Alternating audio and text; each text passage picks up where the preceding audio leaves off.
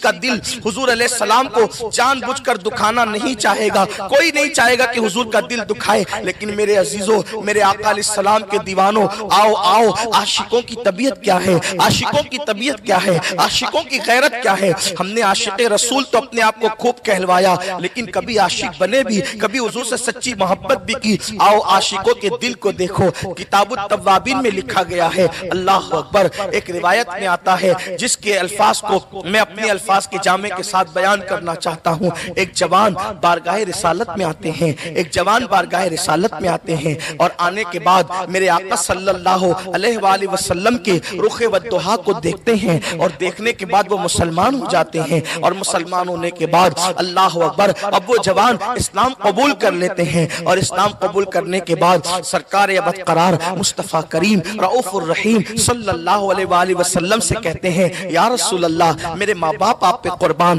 اب میں آپ کو چھوڑ کر کہیں جانا نہیں چاہتا، یا رسول اللہ میں آپ کے قدموں میں رہنا چاہتا ہوں، اس لیے کہ آپ کے بغیر رہ نہ سکوں گا۔ آقا کریم صلی اللہ علیہ وآلہ وسلم ان کو اپنے ساتھ رکھ لیتے ہیں، اور ان کو میرے آقا علیہ السلام اپنی بارگاہ میں ہمیشہ رہنے کی اجازت دے دیتے ہیں۔ پھر کیا تھا، حضور علیہ السلام نے ان کو مختلف ڈیوٹیاں دے رکھی تھی، بکریوں کو چارہ دینا، اسی طرح بکریوں کو چرانے کے لیے چلے جانا، کبھی کوئی کام کرنا، کبھی کوئی کام کرنا۔ ایک دن ایسا ہوا، اللہ کے حبیب علیہ السلام نے اس جوان سے فرمایا، اے جوان جاؤ اور فلاں کو بلا کر کے لاؤ۔ جب وہ جوان نکلنے کے بعد کسی کو بلانے کے لیے جا رہے تھے، راستے میں کیا دیکھا، ایک عورت جو ہے وہ غسل کر رہی ہے، اور غسل کرنے والی ایک عورت پر بلا ارادہ، بغیر کسی ارادے کے غسل کرنے والی ایک عورت پر ان کی نظر اٹھ جاتی ہے۔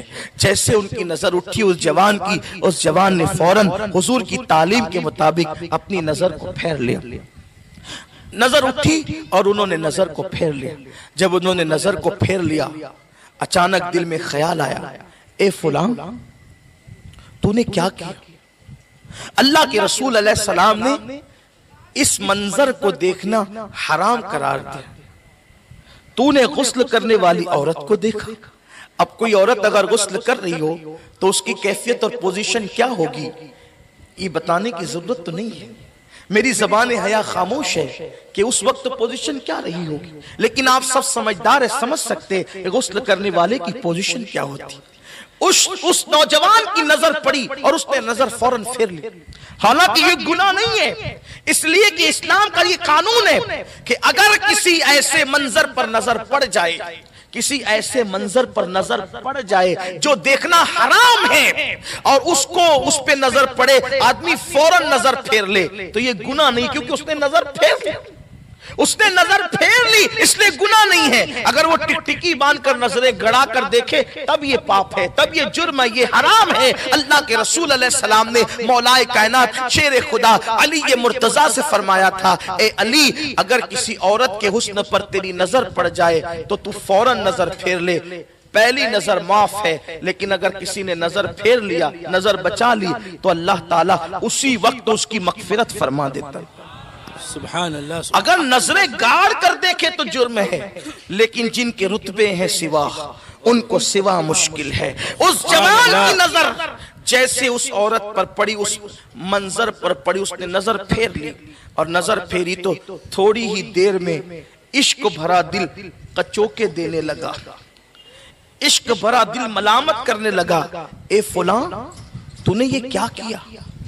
سوچ، تیرے اس گناہ کی خبر اگر مصطفیٰ جان رحمت کو ہوئی تو ان کے دل پر کیا گزرے گی۔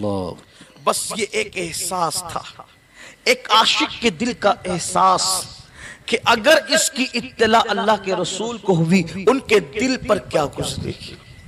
فوراً اس جوان نے آسمان کی طرف نظریں اٹھائی اور عرض کی، اللہ، مجھ سے کیا ہو گیا؟ کاش میں پیدا نہ ہوا ہوتا، نہ پیدا ہوتا، نہ یہ دن دیکھتا، نہ یہ گناہ مجھ سے ہوتا، اور نہ حضور کو یہ تکلیف پہنچتی۔ مولا مجھے معاف کر دے، اگر میری معافی نہیں ہے تو جو چاہے مجھے سزا دے دی جائے، لیکن اس گناہ کی خبر میرے محبوب کو مت ہونے دینا، ورنہ ان کا دل دکھے گا۔ اس گناہ کی خبر حالانکہ وہ گناہ نہیں تھا، اب آئیے اس کو میں اپنے الفاظ میں نہ کردہ گناہ کہوں۔ ایک نہ کردہ گناہ کا اتنا احساس کہ کہتے ہیں کہ مولا میرے محبوب کو اس کی خبر، جو چاہے تو سزا دے دے لیکن میرے محبوب کو اس کی خبر مت ہونے دینا ورنہ ان کا دل دکھے گا۔ دل کا اتنا خیال، ہر تکلیف اٹھانے کے لیے برداشت تیار، ہر عذاب سہنے کے لیے تیار، لیکن محبوب کا دل دکھے گوارا نہیں، میرے محبوب کا دل دکھے گا۔ اچھا پھر یہی کہتے کہتے اب نہ گھر گئے وہ جوان، نہ حضور کے پاس گئے، سیدھا جنگل میں چلے گئے۔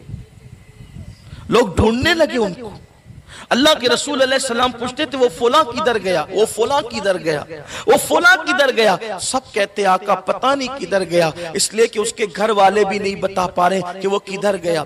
اللہ کے حبیب علیہ السلام نے 40 دن کے بعد فرمایا اے عمر اور اے سلمان، وہ فلاں جوان فلاں جنگل میں ایک غار میں بیٹھ کر رو رہا ہے، نہ کھاتا ہے نہ پیتا ہے نہ سوتا ہے، ایک ہی دھن ہے، اللہ میرے گناہ کی خبر میرے محبوب کو پہنچنے مت دینا ورنہ ان کا دل دکھے گا۔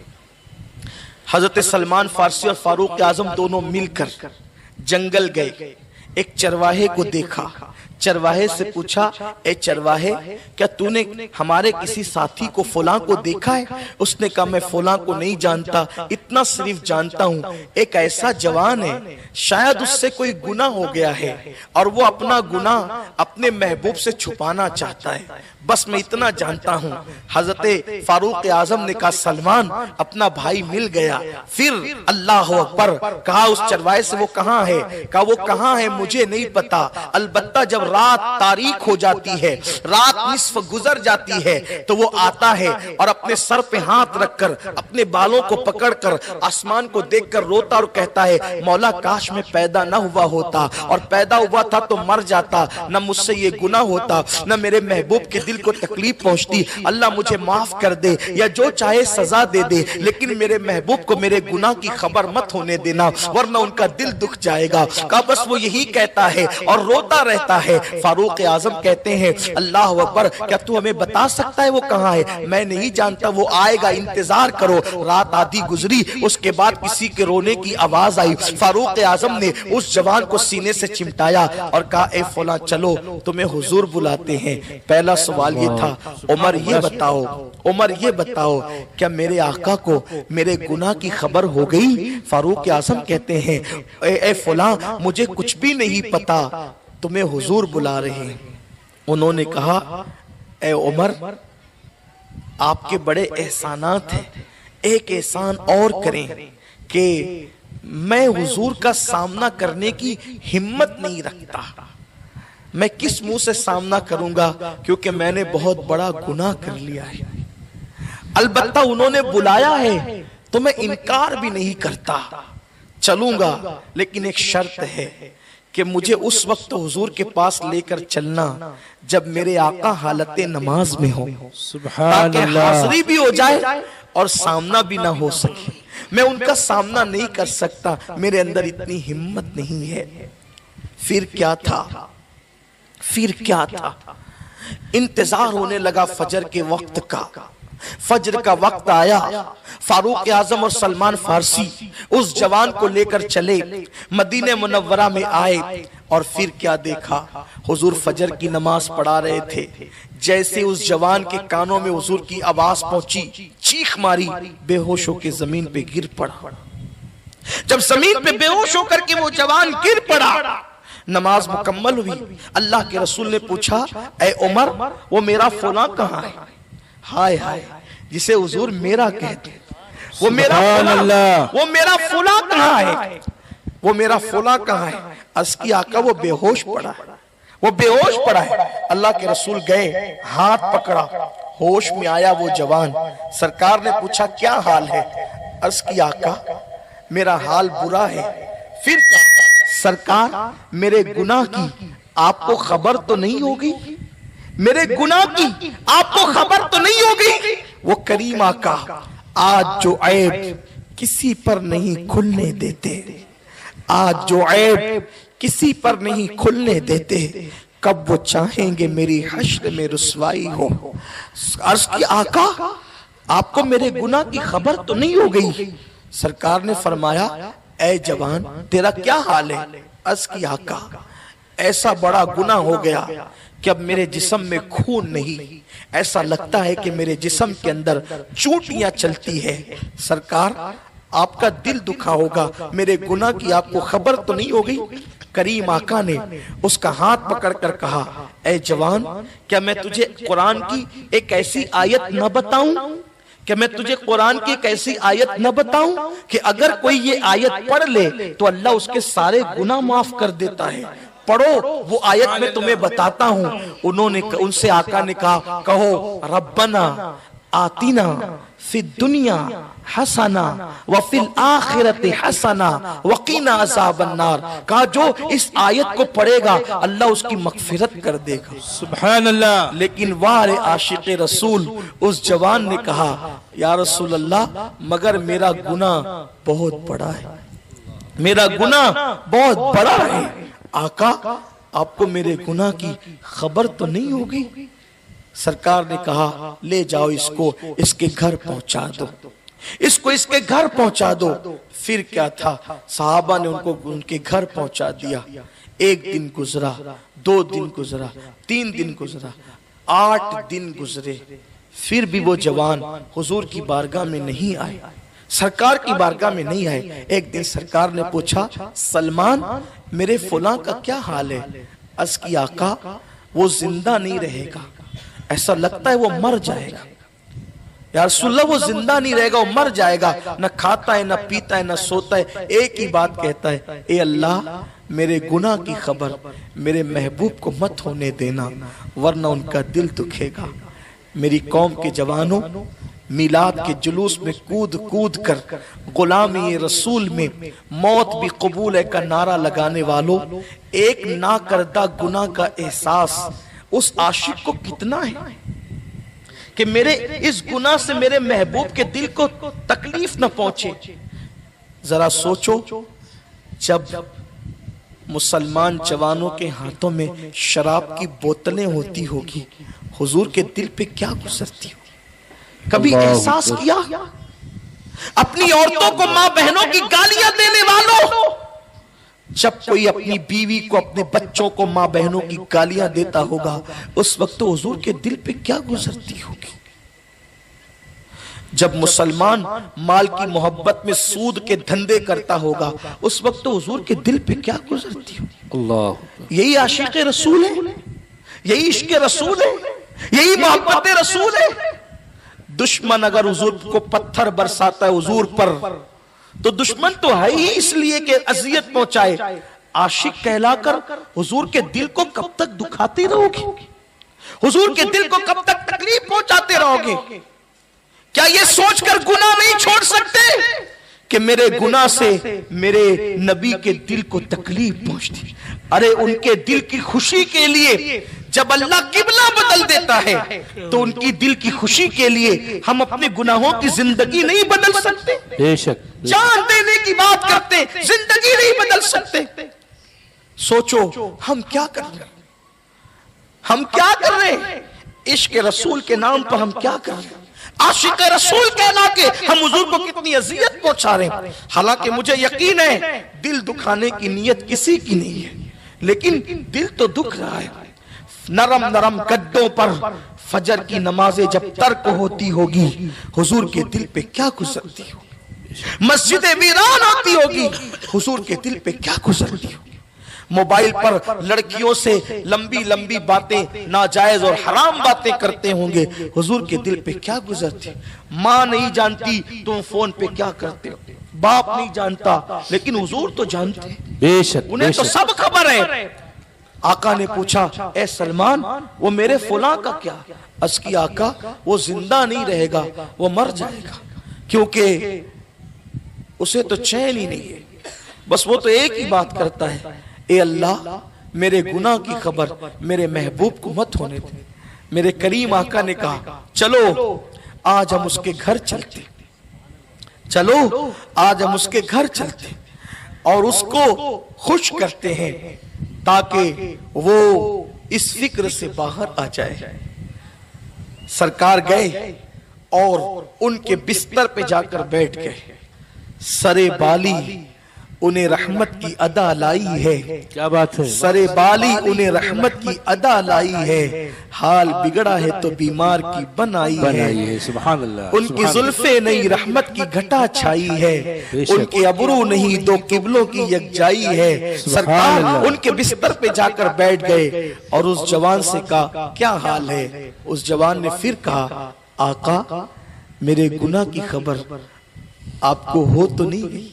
سرکار نے کرم کیا اور ان کا سر اٹھایا اور ان کا سر اٹھا کر اپنی گود میں رکھا. کیا بات. بہت اچھے. سبحان اللہ. ان کا سر اٹھا کر اپنی گود میں رکھا. ارے ان کی نالین اگر کسی کے سر پہ آ جائے تو وہ مستی میں کہتا ہے جو سر پہ رکھنے کو مل جائے نالے پاک حضور تو پھر کہیں گے کہ ہاں تاجدار ہم بھی ہیں. اللہ اکبر. ان کے شہر کے کانٹوں کے بارے میں عاشق کہتا ہے ان کے شہر کے خار کشیدہ ہیں کس لیے آنکھوں میں آئے سر پہ رہیں دل میں گھر کریں. عاشق کہتا ہے اے خار طیبہ پاؤں سے کیا کام تجھے اے میری جان میرے دل میں ہے رستہ تیرا. اللہ اکبر. سوچو تو صحیح جس کے شہر کے کانٹوں کی اہمیت عاشقوں کے نزدیک یہ ہو کہ عاشق ان کے شہر کے کانٹوں کو آنکھوں میں رکھنا چاہتے ہیں سر پہ رکھنا چاہتے ہیں دل پہ رکھنا چاہتے ہیں اور ان کی نالین کے بارے میں کہتے ہیں جو سر پہ رکھنے کو مل جائے نالے پاک حضور تو پھر کہیں گے کیا تاجدار ہم بھی ہیں. واللہ تاللہ باللہ اگر ان کی نالین مل جائے ہم تخت کو ٹھوکر مار دیں. اگر کوئی ہم سے یہ کہے ایک طرف حضور کی نالین ہے دوسری طرف کسی ملک کی حکومت ہے دونوں میں لینا کیا ہے تو واللہ عاشق کہے گا کہ ہزاروں تخت و تاج کو ان کی نالین پہ نثار کر کے قربان. سبحان اللہ. نعرے تکبیر نعرے رسالت. عاشقوں کی تو طبیعت یہ ہے کہ وہ کہتا ہے کہ میں دونوں جہان کو آپ کی نالین پہ قربان کر دوں. صرف بادشاہ نہیں تخت نہیں تاج نہیں جنت کا بھی آپ کے نالین پہ قربان کر دوں. بہت اچھا. حضور کی نالین سے نسبتیں یہ ہے عاشقوں کی نسبت یہ ہے حضور علیہ السلام کی نالین سے. تو سرکار جس کے سر کو اپنی گود میں اٹھا کر کے رکھے سرکار علیہ السلام اپنی گود میں روح القدس کے تاج کے موتی جس کے تلووں کو سجدہ کریں وہ اگر کسی کے سر کو اپنی گود میں رکھے کتنا خوش نصیب ہوگا. ہزاروں زاہدوں کے زہد کو اس کے ناکردہ جرم پہ ہم قربان کرتے ہیں کہ جس کے گھر حضور آ کر جس کے گھر اس کی سر کو اپنی گود میں رکھے. لیکن وارے عاشقوں کی طبیعت اس جوان پر لوگ رشک کر رہے تھے کہ سرکار نے اپنی گود میں اس کا سر رکھا لیکن اس جوان نے دھیرے دھیرے اپنا سر کھسکایا اور اپنے سر کو زمین پہ گرا دیا. سرکار نے پوچھا ارے تم نے اپنا سر میری گود سے کیوں ہٹا لیا. اس جوان نے کہا آپ کی گود بڑی پاک ہے اور میرے سر میں جو آنکھیں ہیں وہ پاپی ہے اور گناہوں سے ناپاک ہے. آقا میرا سر اس قابل نہیں کہ آپ کی گود میں رہ سکے اس لیے میں نے اپنا سر آپ کی گود سے گرا دیا. سرکار نے پھر کرم کیا اور ان کا سر لے کر اپنی گود میں رکھا. انہوں نے پھر دھیرے دھیرے کھسکا کر کے سر کو زمین پہ گرا دیا. ابھی محب اور محبوب کے درمیان یہ ادائیں ہو رہی تھی. حضرت نے اس منظر کو دیکھا اور جبریل سے کہا جبریل جاؤ اور جا کر کے میرے محبوب سے کہہ دو کہ ایک ناکردہ جرم پر آپ کے دل کا خیال کرتے ہوئے یہ اتنا رویا ہے اتنا نادم ہوا ہے کہ ہمیں اس پہ پیار آیا اور ہم اعلان کرتے ہیں کہ یہ ایک گناہ نہیں بلکہ سارے اولین اور آخرین کے گناہوں کے برابر بھی یہ گناہ لے کر آئے تو بھی ہم اس کی مغفرت کر دیں. سبحان اللہ سبحان اللہ. آپ کی خاطر رو رہا ہے آپ کے دل کا اس کو اتنا احساس ہے اگر یہ پوری کائنات کے برابر جرائم لے کر آئے پوری کائنات کے برابر گناہ لے کر آئے تو بھی ہم اس کی مغفرت کر دیں گے. جیسے حضور پہ وحی کے آثار ظاہر ہوئے سرکار نے فرمایا اے میرے صحابہ دیکھا اللہ نے اس کے بارے میں کیا کہا. صحابہ نے کہا حضور کیا کہا. یہ کہا عرض کی آقا جلدی سے اس کو بتا دیں یا رسول اللہ جلدی سے اس کو بتا دیں کہ یہ سنے گا تو خوش ہو جائے گا، اٹھ کے کھڑا ہو جائے گا، اس کی بگڑی بن جائے گی۔ سرکار نے کہا اے فلاں دیکھ اللہ نے تیرے لیے کیا کہا۔ انہوں نے پوری طاقت اکٹھا کر دی، کئی دن بیتے تھے نہ کھائے تھے نہ پیے تھے نہ سوئے تھے، پوری طاقت اکٹھا کر لی، اٹھ کے بیٹھ گئے۔ کہ اللہ کہتا ہے کہ تو ایک ناکردہ جرم پر اتنا شرمندہ اور نادم ہوا کہ اللہ کہتا ہے کہ اگر تو پوری کائنات کے برابر بھی گناہ لے کر آئے تو بھی اللہ تیری مغفرت کر دے گا۔ انہوں نے چیخ مار کے کہا میں نے کیا کیا اور یار نے کیا کیا، اور چیخ مار کے زمین پہ گر پڑے۔ لوگوں نے ان کو اٹھانا چاہا، سرکار نے فرمایا اس کو چھوڑ دو، ایک نا کردہ گناہ نے اس کی جان لے لی، اس کو چھوڑ دو، اس کو ایک نا کردہ گناہ نے اس کی جان لے لی، ایک نا کردہ گناہ نے اس کی جان لے لی ہے۔ ہزاروں گناہ کر کے حضور کے دل کو اذیت پہنچا کے عاشق رسول کہلانے والوں سوچو تو صحیح، ایک نا کردہ گناہ کے احساس نے اس جوان کی جان لے لی ہے۔ سرکار نے فرمایا اسے غسل دو، کفن پہناؤ، میں خود اس کے جنازے میں شرکت کروں گا، میں خود اس کے جنازے میں آؤں گا۔ اللہ اکبر، صحابہ نے غسل دیا، کفن پہنایا۔ جب جنازہ عاشق کا اٹھا تو نبیوں کا امام، سبحان اللہ، نبیوں کا امام اس جنازے میں پیچھے پیچھے چلنے لگا۔ لیکن لوگوں نے توجہ کی تو کیا دیکھا، اللہ کے رسول جب جنازے میں چل رہے تھے تو پیر رکھ کر نہیں بلکہ انگلیاں رکھ کر چل رہے تھے۔ سرکار انگلیاں رکھ کر، صحابہ نے اس کی آقا ہمارے ماں باپ آپ پر قربان، آپ انگلیاں رکھ کر چلنے، اس سے پہلے ہم نے آپ کو ایسے نہیں دیکھا۔ سرکار نے فرمایا تمہیں کیا خبر، تمہیں کیا پتا، جو میں دیکھتا ہوں وہ تم نہیں دیکھتے، جو میں سنتا ہوں تم نہیں سنتے۔ اس بندے سے اللہ نے اتنا پیار کیا، ایک ناکردہ جرم پر اس نے اتنا احساس کیا، اتنی ندامت کی کہ آج اس کے انتقال پر اللہ نے اتنے فرشتوں کو زمین پہ اتار دیا ہے کہ مدینے کی زمین تنگ ہو گئی ہے، اور اب فرشتے اتنی کثرت سے ہیں کہ چلا نہیں جاتا، پیر رکھنے کو جگہ نہیں ہے، اس لیے میں انگلیاں رکھ کر کے چل رہا ہوں۔